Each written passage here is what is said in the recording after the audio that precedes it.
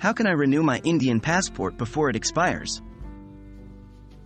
In this video, we will go through the process of renewing your Indian passport before it expires. Make sure to follow these steps for a smooth and hassle-free experience. When should I renew my Indian passport? Ideally, you should apply for renewal 6 to 12 months before your passport's expiration date. Some countries require your passport to have at least 6 months of validity when you enter. What documents do I need for renewal?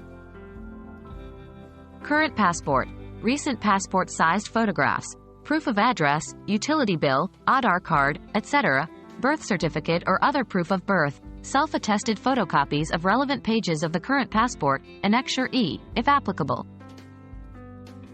How do I apply for passport renewal? 1. Create an account on the Passport Seva website. 2. Log into your account. 3. Choose the Reissue of Passport option. 4. Fill out the online form with accurate and up-to-date information. 5.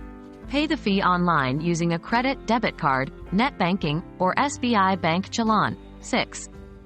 Schedule an appointment at the nearest Passport Seva Kendra, PSK, or Post Office Passport Seva Kendra, POPSK.